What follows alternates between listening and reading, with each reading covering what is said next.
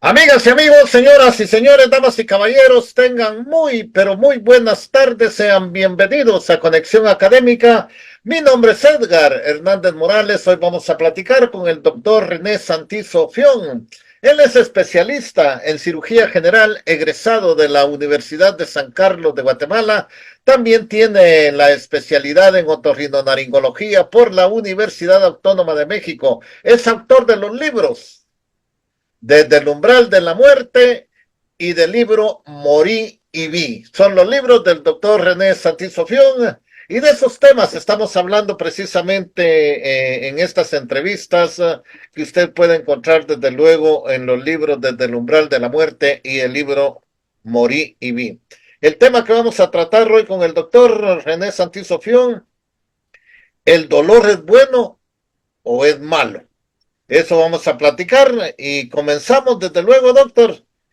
¿Qué es el dolor, doctor? Bien, Edgar, primero definámoslo como dice Wittgenstein.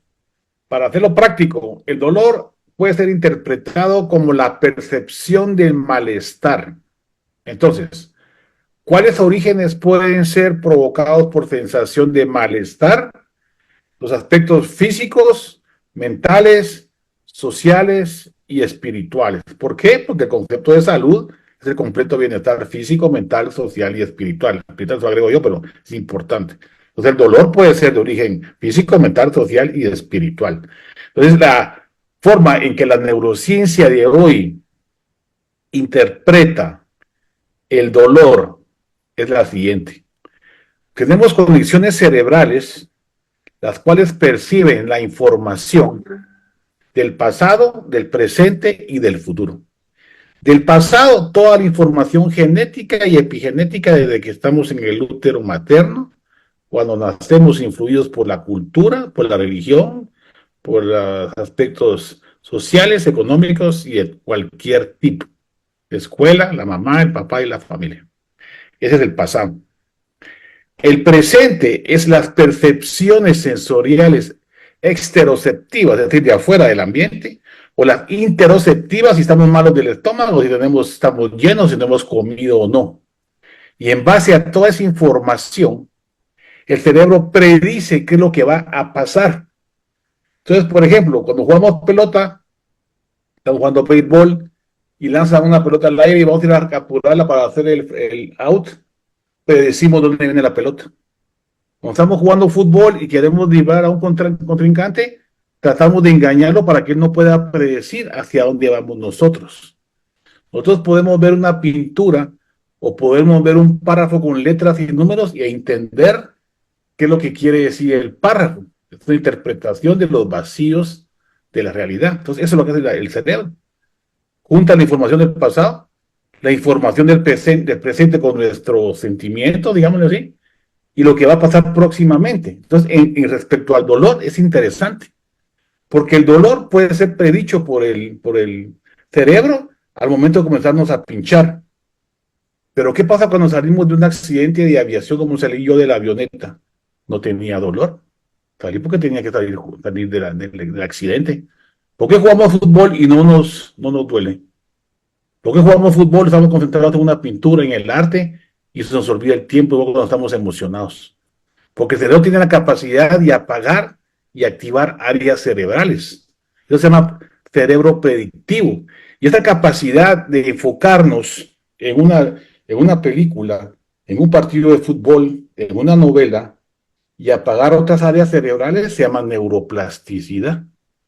Entonces, el neuroplástico puede ser provocado por, me amputan una mano y mi cerebro predice que tengo que tener dolor porque no tengo la mano ahí.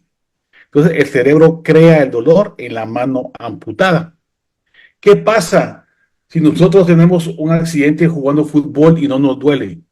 O nos corre un toro y nos arranca media piel de la pierna. Seguimos corriendo, porque el cerebro apaga el dolor. Y así como lo apaga, lo puede prender cuando no hay brazo.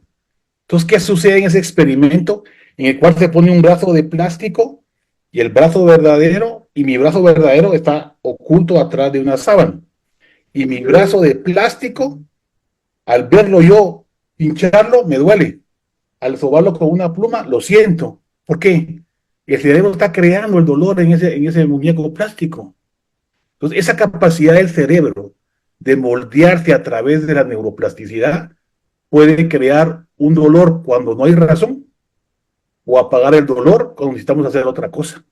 Esos son los descubrimientos nuevos del cerebro predictivo, del cerebro bayesiano, de la neuroplasticidad y la teoría neuroplástica del dolor, que es lo que estamos hablando ahorita. Entonces, con esos nuevos conocimientos podemos mejorar el tratamiento del dolor. Entonces, si el dolor es físico, unas pastillitas para el dolor no van a hacer mal. Si el dolor es mental, ¿cómo lo vamos a curar? Con tratamientos psíquicos o psicológicos. Si el dolor es espiritual, lo vamos a tratar con el espíritu.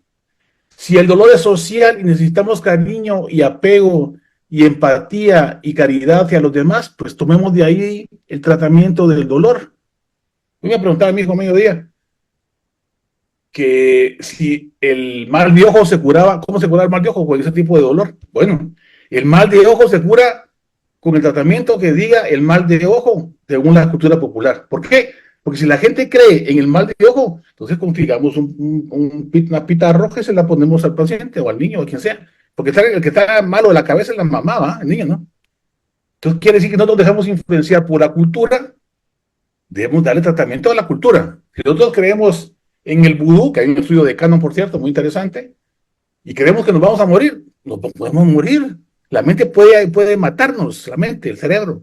Entonces, ¿qué hay que tratarlo? Pues con la cultura, que el tratamiento del vudú es hacer un muñeco y no sé qué, pues háganlo. Porque el paciente hay que tratarlo por su dolor. Y el dolor puede ser físico, mental, social y espiritual. Entonces, ¿cómo lo van a tratar el dolor espiritual? Pues que vaya con el papá, con el padre, con el sacerdote, no sé, con el que sea de su religión, que lo ayude a salir de ese problema. Un exorcismo, ¿cómo lo van a curar? Con alguien que cure el exorcismo. Una enfermedad psiquiátrica, ¿con quién lo van a curar? Con un psiquiatra. Una enfermedad psicológica, con un psicólogo. Un dolor de cuerpo, pues con el médico. Entonces hay que buscar el tratamiento de acuerdo al concepto de dolor que tenga el paciente. No voy a curar una depresión, otra cosa importante es el dolor crónico. No curar una depresión con una pastilla, eso no se cura así. Una depresión es por algo. Entonces, ese dolor crónico se llama dolor neuroplástico. Quiere decir que por las conexiones cerebrales se crea el dolor. Entonces, hay que tratar al paciente por un dolor neuroplástico, DN a veces a la gente, o un dolor psíquico. Pues sí, hay que tratarla, porque le duele el alma, es un dolor del alma.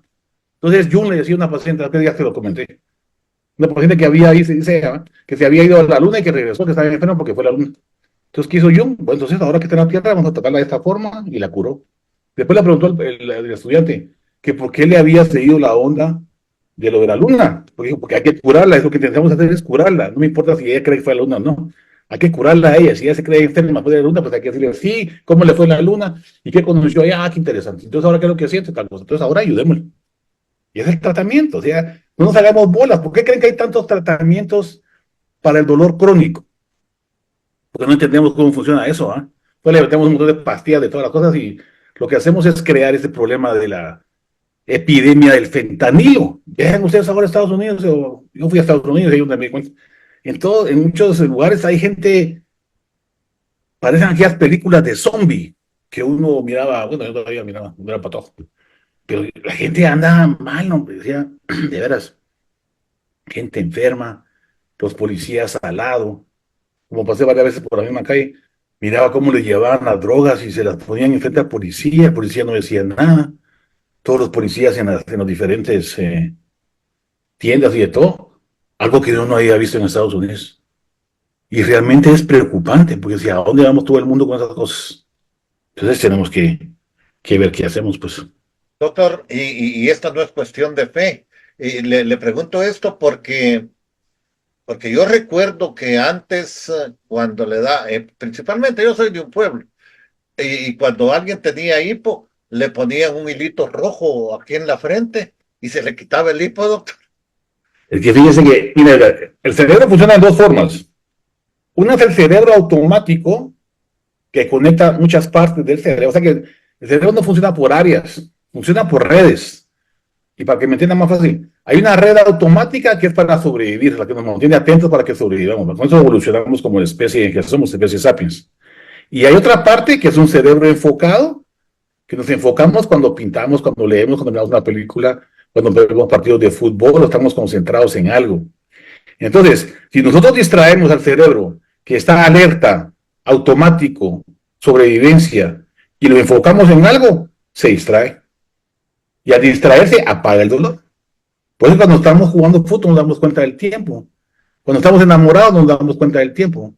Cuando estamos entretenidos en una película o en un libro, o lo que quieran, o pintando, o haciendo una escultura, o lo que quieran, se olvidan del tiempo. Porque el cerebro apaga la área cerebral del tiempo porque está enfocado en algo. Entonces, si usted pone un hilo aquí, el paciente se va a distraer. ¿Qué creen ustedes si a mí van a poner una vacuna? Ya lo he hecho un montón de veces el experimento. Y lo hice porque el doctor Carranza, que se murió en el volcán ¿de dónde fue? Caternaga, no me acuerdo, que fue el médico que me vio una semana antes, me dijo que tenía un problema en el dedo por estar operando mucho, tenía dedo de martillo, se llama. Entonces me dijo, cuando te vaya a pinchar, entonces, bata, bueno. Entonces, me pinchó, no me dolió nada. Pues yo con todo lo que estaba estudiando y me di cuenta que esa es una forma de distraer el dolor. El cerebro enfocado apaga el dolor, lo que estoy diciendo. Cuando estamos jugando fútbol, nos lastimamos y nos ponen hielo en la pierna para el golpe, es para que el cerebro se enfoque en el hielo, en el frío, y le baje el dolor. Y nos ponen calor, nos enfocamos en el calor y nos baja el dolor. Si tosemos con la pinchazo, puede ver cuando pongan la próxima vacuna a sus hijos. Se van a distraer y el dolor se les va a bajar. Entonces, ese principio tan elemental de las neurociencias, en que el cerebro se apaga, o sea, está alerta con todo activado, todas las redes neuronales, y luego se enfoca en lo que quieran, ¿va? Rezar, orar, contemplar, mindfulness, hipnosis, lo que quieran. Y se enfoca en algo, el cerebro se distrae y puede apagar el área del dolor, el área del yo, el área del tiempo y el espacio y otras cosas más. Y bajo ese principio tan elemental, podemos curar el dolor crónico. Lo que pasa es que tiene que hacer el paciente el seguimiento, pues tampoco es magia, pues. Lo que tenemos que hacer es hacer un engrama, una conexión, un circuito cerebral que dirija la atención a otra cosa. Por eso es que ahora hay tratamientos para el tinnitus, para el zumbido de oído, en el cual al paciente le ponen una paleta en la lengua y le causa estimulación eléctrica y le ponen unos audífonos. Entonces, ¿qué es lo que hace el paciente? El cerebro se enfoca en el sonido y se enfoca en el estímulo de la lengua y le baja el zumbido del oído, ¿eh? Se llama neuroplasticidad. Y esa distracción entre el cerebro activo, automático, y el cerebro enfocado es lo que nos puede bajar el dolor. Entonces, el dolor crónico puede ser aliviado de esa forma. Y el dolor como concepto de palabra de Wittgenstein, que significa que cualquier palabra tiene muchos conceptos, a un dolor con baja energía le podemos poner depresión, le podemos tener miedo, ansiedad con alta energía, un malestar con alta energía puede ser estrés. Entonces, el nombre que nosotros le ponemos al malestar puede ser dolor, depresión, ansiedad, estrés, malestar estomacal, dolor de una fractura, porque nosotros interpretamos el dolor y la palabra dolor. ¿Qué es el dolor del alma? El dolor espiritual. ¿Cuál es el dolor social? Me cortó mi novia, o mi esposa, o mi novio, o lo que sea. ¿Cuál es el dolor psíquico? Creo en el vudú, creo en el mal del ojo, creo en Mashimón, o creo en lo que usted quiera, o la brujería, o la magia negra, lo que quiera. También hay que curarlo, pues. ¿Y cómo lo van a curar?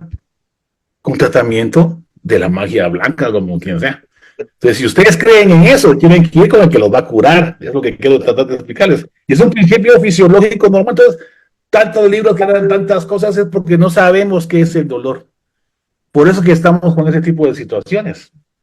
Porque no entendemos. Entonces, si lo miramos de una perspectiva más amplia y miramos que el dolor es un sinónimo de malestar, y el malestar puede ser interpretado según la doctora Lisa Feldman Barrett. Entonces, esos conceptos de dolor como valencia, de alta y baja intensidad, como malestar y bienestar, donde el animal busca el bienestar y huye del malestar, que es lo que tienen los estoicos, podemos entender más claramente qué es el dolor, qué es el malestar, y tratarlo más fácil y directamente, sin hacerme tantas bolas. No es que yo crea o no crea en la religión, eso no importa. Lo que importa es que hay que curar al paciente con lo que necesita. Es lo que hay que hacer. Nosotros hacemos muchas bolas muchas veces por eso. Porque queremos saber todo. Ah, no. Ajá. Doctor, y el dolor es bueno. Es bueno porque nos ha salvado de que nos deshagamos qué sé, por ejemplo, yo, en el accidente de aviación, tenía que salir de ahí. Entonces, el dolor me avisa que no me puedo parar en las piernas porque tengo todo fracturado ahí. Entonces, el dolor se apaga por mi cerebro neuroplástico para que pueda salir vivo de ahí. No importa que me duela. Cuando juego fútbol, trato de meter la pelota, aunque me metan un codazo, no me va a doler después. Entonces, el dolor es bueno porque nos avisa que debemos de sobrevivir y tenemos que poner atención para curarnos. Si yo no tuviera dolor del apéndice, ¿qué va a pasar? Se me va a perforar y me va a morir de sepsis. Entonces, si me está avisando, tengo que ponerle atención, pues, ¿no? O sea, tengo que tener atención al dolor. Entonces, el dolor es bueno en una etapa aguda. El dolor es malo cuando se vuelve una enfermedad. ¿Cuándo el dolor se vuelve enfermedad? Cuando el dolor es crónico. Porque el dolor no va a tardar meses ni años. Pues, o sea, me refiero a la bioquímica del estímulo nociceptivo, del calor, de la temperatura o del contacto. Entonces, estímulos van y se acaban, pues no van a estar eternamente ahí. Entonces, cuando esa información llega al cerebro, fue el premio Nobel del año 2021 de Julius y Papadopoulos o algo así, encontraron los receptores de la bomba de calcio, del frío, y oigan esto, del frío y del calor. ¿Saben con qué encontraron los canales de calcio? Con el chile, con el picante, capsaína, ¿sí? Eso es los perceptores de los iones de calcio que permiten la temperatura. Entonces, cuando sentimos chile en la boca, estamos mandando señales de calor al cerebro. ¿Y con qué creen que descubrieron el frío? Con la menta.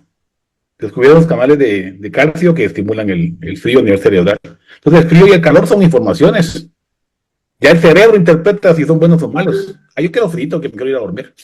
Es lo que yo interpreto, el frío. Hay gente que dice, no, yo quiero calor porque no puedo dormir. Cada quien interpreta de acuerdo a su construcción social, a su información desde que estamos en el útero materno, dónde hemos vivido, cómo hemos comido, cómo nos han cuidado, qué religión llevamos, qué cultura llevamos, qué política llevamos, qué filosofía llevan nuestros padres, toda la información.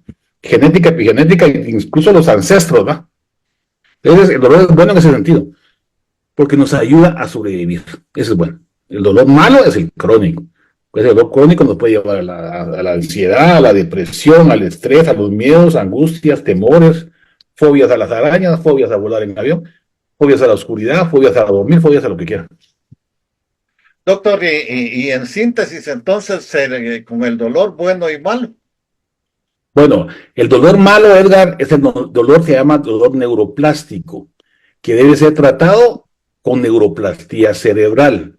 Entonces, el dolor crónico lumbar muchas veces puede ser causado por una sensación de miedo a nivel cerebral. Entonces, tenemos que remodelar el cerebro para que el dolor vaya bajando progresivamente. ¿Cómo podemos remodelar nuestro cerebro? Bueno, hay muchas técnicas. Técnica de respiración consciente, técnica de EMDR, técnica de mindfulness, técnica espiritual, técnicas psíquicas, me refiero a terapia cognitiva conductual, neurolingüística, cambio de actitud, religiosa, pues la religión de cada quien con su padre puede ser rezar, orar, contemplar, tener fe. La fe es una forma de efecto placebo, y el efecto placebo también ayuda a curarse. ¿Cómo ayuda el efecto placebo a nivel cerebral? Cambia la bioquímica cerebral y puede producir, una pastilla puede producir dopamina, puede producir grelina, que es para bajar el hambre, puede producir serotonina para curarnos de una enfermedad mental. Es decir, el efecto placebo es la capacidad real, comprobable con estudios científicos del cerebro para curarnos a nosotros mismos. Por eso la creencia en los chamanes, en los brujos del pueblo, lo que sea, si tenemos fe, nos van a curar. Así como dijo Jesús. La señora que tenía metrorragia, tenía mucha menstruación, se curó porque tenía fe. Tu fe se ha salvado, dijo Jesús a la muchacha. ¿Qué quiere decir eso? Que la fe también cura, porque tiene efectos bioquímicos corporales. corporales y nuestro cerebro nos puede curar en un 50%, ¿no? Tampoco 100%, pero nos puede ayudar a curarnos más rápido, pues eso, güey. Entonces, no tenemos que dejar de lado la medicina occidental. Por supuesto, yo soy otorrino, soy cirujano, creo en la medicina y tiene su lugar también. No estoy diciendo que no lo usen, úsenlo. La medicina también es importante, pero sumemos esfuerzos de la medicina occidental, esfuerzos de la medicina oriental, esfuerzos de la medicina espiritual, esfuerzos de la medicina psíquica, me refiero a la psicología, ¿no? Terapia cognitiva conductual, neurolingüística, HealthSat y todas esas cosas. Y si uno va leyendo, ahí uno encuentra cosas que sí son útiles y verdaderas y otras que no van. Como todos los libros, yo digo los libros. Los libros son como los árboles. Tienen frutos maduros que hay que tomar, tienen frutos verdes que hay que dejar que maduren algún día, y frutos podridos que están en el suelo que tal vez dan otra planta. Tomemos los frutos maduros que nos pueden servir. Tomemos las ideas buenas de los libros que nos pueden servir. Y las ideas malas de los libros, dejémonos ahí. Los frutos podridos o los frutos verdes, dejémonos ahí. Tal vez alguien nos va a servir después, o tal vez van a madurar algún día, o tal vez van a crear otra planta. Entonces tenemos que ser abiertos a la interpretación de las ideas y de los libros, como en este caso el dolor, la teoría neuroplástica del dolor, que creo que sí valdría la pena tal vez plantear un poquito más en otra charla, cómo podemos tratar el dolor neuroplástico, es decir, el dolor crónico, generado por cualquier parte del cuerpo y fundamentalmente en nuestro cerebro, que es donde se origina.